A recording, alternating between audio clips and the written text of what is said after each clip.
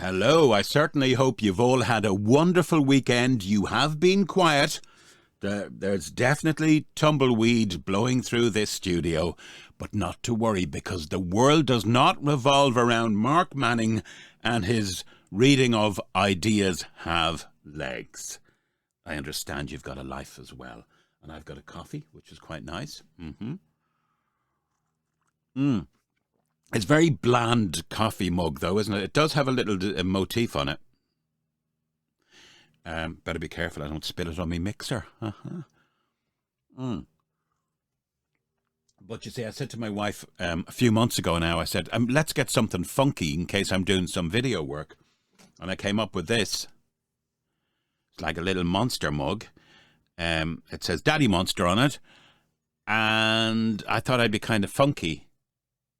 And then I said, it's not really holding much coffee, is it? Beautiful thing about the monster mug is it has a little monster mug to accompany it, which I bequeathed to my daughter. See the way I said bequeath there? Now, yesterday, because I checked that my video uploaded, not that anyone looked at it, I said loathed, as in loathe. He loathe, and I loathe. Bad pronunciation, so forgive me on that front.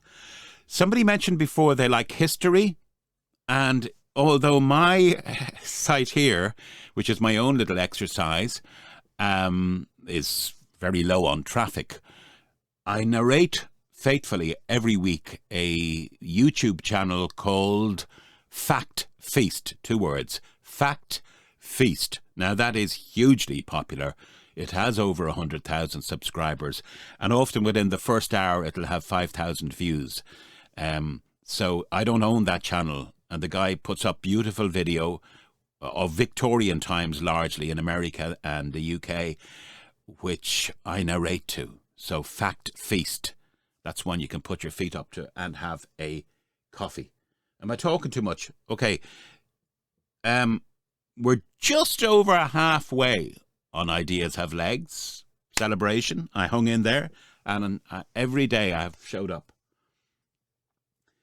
There are 24 chapters, I think, in its entirety. So we're just over halfway at 12.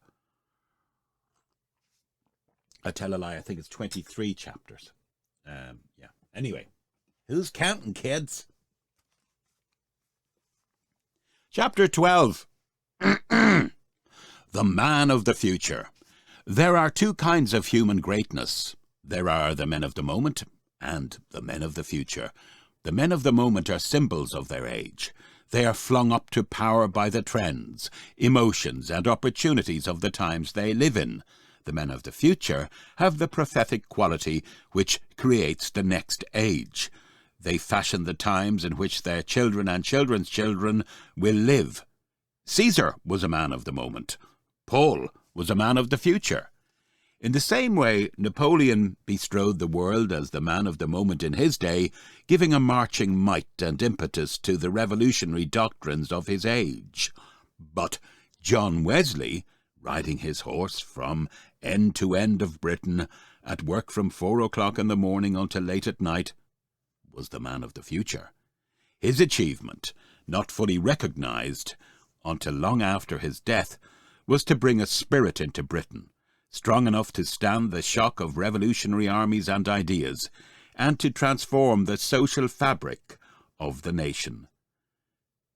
In the year 1921, while Lenin reigned in glory at the Kremlin and before Hitler's hour had struck, a man climbed into a train at Hartford, Connecticut, to go to Washington. He had been invited by one of the British delegates to attend the disarmament conference. He was destined to become the spear point in our day and age of the one big idea enough to outmatch and outmarch the isms of materialism. His name was Frank Bookman, the man of the future.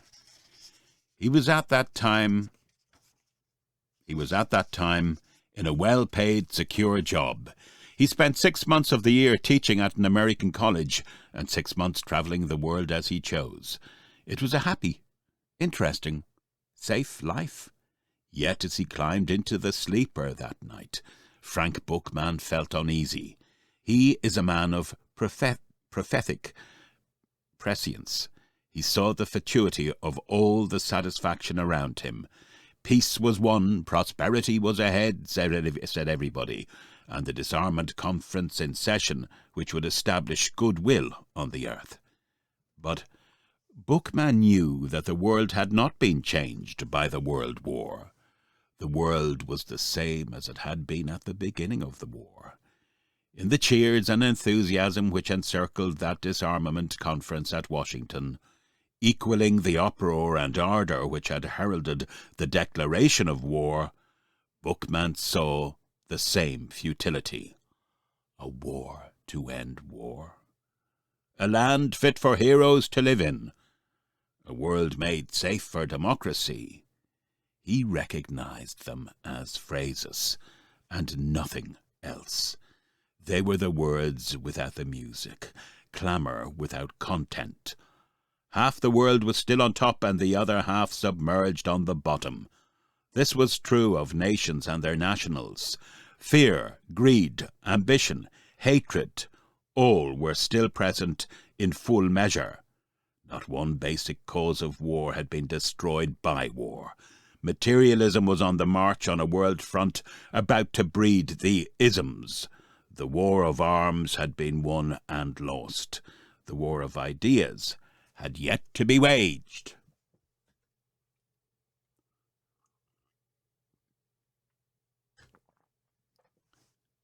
It was borne upon Frank Bookman's mind, attuned to the practice of getting guidance from God, and there was no shortcut to a new age. He was carried through the night sleepless. in his berth in the train. A friend of mine once said Bookman tossed and turned on that journey. Bookman, on hearing it, told my friend this was not so.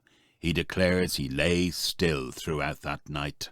Again and again, luminous and clear, the thought shone into his mind. Resign, resign, resign. As the hours and miles flew by, he counted the cost of the decision, and he accepted it. That decision was to resign his salaried and safe job and to devote the rest of his days to forging an instrument which might remake the world. Frank Bookman saw in those far-off days of 1921 that some of the cleverest brains in the world were at work to ride to power on the back of materialism. He saw that for the first time in history, a planned strategy for materialism on a national and global scale was being prepared. He saw that revolutionaries of both left and right in many countries were resolved to harness the massive force of the selflessness of man, all the gimme of the human heart, to power programs. Bookman realized that nothing except the fire of a great awakening on a world front could save humanity from conquest by the oncoming forces of materialism. He knew that the old-style religious revival was inadequate to stand the shock of the new-style materialistic revolution. A spirit of goodwill without an adequate plan was as useless as a plan without a new spirit to set it on the march. Frank Bookman saw with prophetic vision that if the Christian forces were to overcome the advancing armies of materialism, they would need a plan to meet a plan, a strategy to meet a strategy, training to meet training, and the super force and passion of a new spirit to conquer the force and passion of new, revolutionary ideas. Here is the measure of his achievement. He has done for the best side of human nature what the materialist revolutionaries of left and right have done for the worst side of human nature. These men, the men of the hour, have taken the ideas of lust, greed, and grab, which always had existed in the world, and given them for the first time an international strategy and framework. They gave the ideas legs, and the legs began to march. Bookman, the man of the future, has taken the ideas of honesty, purity, unselfishness, and love, of the guidance of God and the possibilities of a change in human nature, which had existed in the world since men killed the carpenter's son, and given them in our time an international strategy and framework: moral rearmament. He gave these ideas legs, and they are on the march today. It is a tremendous revolutionary achievement that this one man, since he took that decision on the night train to Washington, has built up and integrated a world front extending into over 60 countries against the force of materialism. How was it done? Frank Bookman is a man of simple faith. He believes that God has a plan for the world. He says, when man listens, God speaks. When man obeys, God acts. When men change, nations change. From the day he began to build up a world instrument to turn the tide of history, his principle has been world remaking and nation changing through life changing. First he went to Oxford, and there found and trained the men needed for the leadership of the work in many lands. Then, with his teams, he travelled the world. Wherever he went, he left behind him trained, disciplined groups of selfless fighters, a united supranational force, unshakable in their loyalty and bound together by the greater vision of a world remade. It was in South Africa that Frank Bookman's teams were first given the name Oxford Group, which has stuck to them ever since.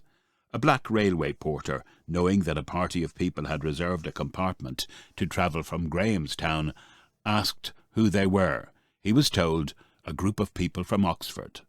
So he scrawled the words Oxford Group in chalk on the railway carriage door.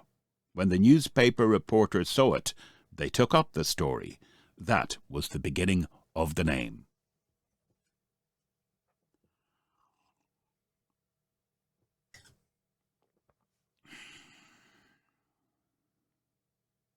Frank Bookman and the Oxford Group fought against the easy blindness of materialism in its many forms, the unrealistic devotion to peace, the apathetic antipathy to wrong, the heartless acceptance of unemployment, the selfish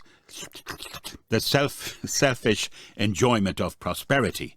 These he fought with all his power. Men of insight began to turn to him. Discerning enemies began to oppose him. The world battle that always develops when a man of moral convictions arises was joined. The Oxford Group, spread by then into 60 countries around the world, became the focus of this battle. Frank Bookman's own definition still stands from early days, when first the conception of a change of world policy through change in the spirit of men gripped him. The Oxford Group is a Christian revolution, he said, whose concern is vital Christianity. Its aim is a new social order under the dictatorship of the Spirit of God, making for better human relationships, for unselfish cooperation, for cleaner business, cleaner politics, for the elimination of political, industrial, and racial antagonisms. Upon a foundation of changed lives, permanent reconstruction is assured. Apart from changed lives, no civilization can endure. The Oxford Group was running a race against time. The new illumination of its message became daily more vital as the black clouds of war began once again to gather over Europe and the world. In that time of crisis, moral rearmament was conceived. The Oxford Group is the leadership. Moral rearmament is the philosophy. So one man has described it. In June 1938, at the East Ham Town Hall, packed by hundreds of dockers, shopkeepers, railwaymen, the ordinary people who, under God, could become remakers of the world, the campaign for moral rearmament was initiated and launched. Frank Bookman said at that great meeting, We, the remakers of the world, is not the thinking and willing of the ordinary men. Can I do that again? I will. We, the remakers of the world, Is that not the thinking and willing of the ordinary man? Every man, woman and child must be enlisted, every home become a fort. Our aim should be that everyone has not only enough of the necessities of life, but that he has a legitimate part in bringing about this moral rearmament. We can, we must, and we will generate a moral and spiritual force that is powerful enough to remake the world. Across the world, the phrase moral rearmament spread, and the philosophy followed. It gathered the momentum of a mighty world movement, building into millions of hearts and lives the spirit which alone could make the peace which followed the war lasting. As the philosophy of moral rearmament advanced on a world front, opposition to it from certain quarters increased. At the height of the war against Hitler, Tojo, and Mussolini, a high-ranking American army officer analyzed the type of opposition encountered by it. He noted that it drew the fire equally of Nazis and communists, of the extreme right and the extreme left in politics, of aggressive atheists and narrow ecclesiastics. It had been charged by radicals with being militarist and by warmongers with being pacifist. Certain elements in Labour denounced it as anti-union, certain elements in management as pro-union. In Britain, MRA was accused by some of being a brilliantly clever front for fascism. In Germany and Japan, of being a super-intelligent arm of the British and American Secret Service. One day, a section of the press would announce that MRA was defunct, and the next that it numbered nearly the entire membership of the British cabinet at the time of Munich, and was responsible for engineering Hitler's attack upon Russia. Nothing, this officer concluded, but a potentially vast moral and spiritual reformation of global proportions could possibly be honoured by antagonisms so venomous and contradictory in character, and so worldwide in scope. This is an accurate diagnosis, for today the spirit of moral rearmament has created in many different lands an unshakable framework which has withstood the shocks of peace and war. It has survived the strains of separations and loss. It was the steel which held nations together under the domination of alien armies and creeds. It stands today on a world front, the front of the future. Frank Buchmann, the man of the future, gave up more for his big idea than the revolutionary leaders of left and right, the men of the hour, gave up for theirs. He risked all he had in this world, and he offered one thing which the materialists did not. He sacrificed all hope of power and glory in his lifetime. On the ordinary level of human achievement, Frank Buchmann could have won recognition in this world. Even his bitterest opponents admit that he is a man of outstanding ability. Yet Buchmann's life has been poured out in his sustained and selfless efforts to raise up around him, and in many countries, shoulder-to-shoulder leadership. For he knows that an instrument capable under God of remaking the world must be strong enough to survive more than one man's lifetime. In another way, Frank Buchmann's approach to world problems differs fundamentally from that of the man of the hour. Other leaders of this age of ours take human nature as it is and make the best or worst of it. They exploit its weakness. They debase it, or in some cases stimulate it by passion and oratory for some brief purpose or supreme task. But Frank Buchmann, man of the future, never for 1 minute accepts human nature as it is. He sets human nature to its basic destiny of change and sustained advance. Someone's gone mad with a freaking hedge clipper. I don't know if you can hear it. I'm pretty well soundproofed in here, but it's almost like they wait for me to narrate or voiceover, and then say, all right, rev it up, guys. I digress. Others put things before people in their program. He puts people before things. He says, if you have people, you have a plan. He does not look on the masses as people to despise, to use and to cajole. Like his fellow countryman, Abraham Lincoln, he has a great love for the ordinary man and a faith in his destiny. The man in the street, changed by the superforce of the Spirit, will, he says, be the man of the future.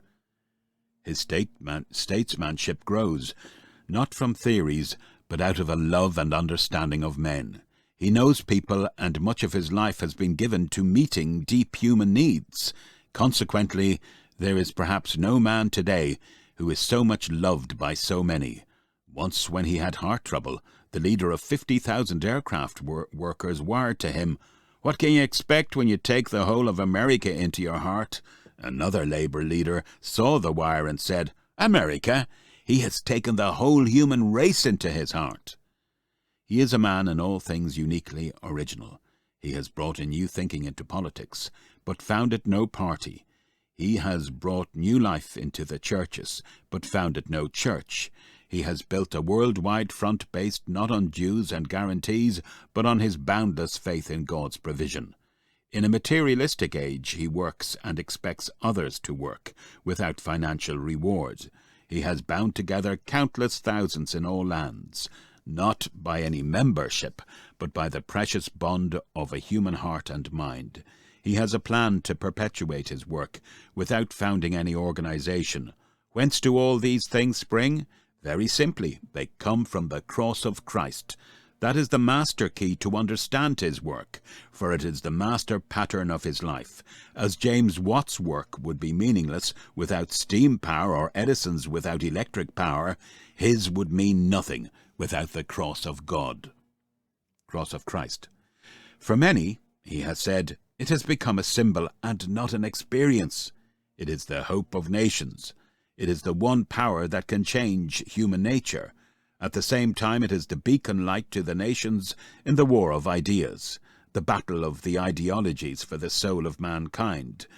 It is the great perspective given in history. It provides at once a force and a philosophy. It is God's answer to man's materialism. And so the chapter endeth.